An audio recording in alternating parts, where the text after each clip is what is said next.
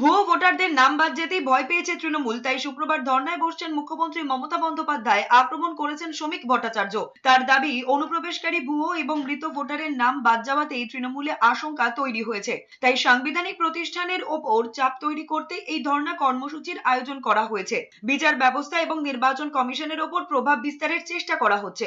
তার আরো অভিযোগ, বিজেপির তরফে যে ফর্ম 7 জমা দেওয়া হয়েছিল তার অধিকাংশই তৃণমূলের পেটোয়া সরকারি কর্মচারী নষ্ট করে দিয়েছে। মুখ্যমন্ত্রী ম্যারাথন দৌড়ে রাজনীতি শুরু করবেন, এটা তো মুখ্যমন্ত্রীর ব্যাপার। আর উনি তো এরকম করে থাকেন এবং উনি এগুলো করতে পারেন, নতুন কিছু নয়। আমরা মুখ্যমন্ত্রী কি করছেন সে ব্যাপারেও চিন্তিত না। যে আমাদের যে ফর্ম 7 গুলো বেআইনি ভাবে পুলিশ বাজেয়াপ্ত করেছে, তৃণমূল কংগ্রেস আগুন লাগিয়েছে, কর্মীদের মারধর করেছে, ফর্ম 7 যারা জমা দিতে পারেননি। আর আমাদের জেনুইন ভোটারকে বিজেপির নাম ব্যবহার করে যেভাবে তৃণমূল কংগ্রেস ভোটার লিস্ট থেকে বাদ দিয়েছে, সেই শুনানিগুলো সম্পূর্ণ না করে পশ্চিমবঙ্গে নির্বাচন করা যাবে না।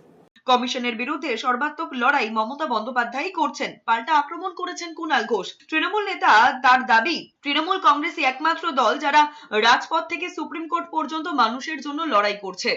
ধর্ণা শুরু করছেন মমতা বন্দ্যোপাধ্যায়, মাননীয় মুখ্যমন্ত্রী এবং মাননীয় সর্বভারতীয় সভানেত্রী তৃণমূল কংগ্রেসের।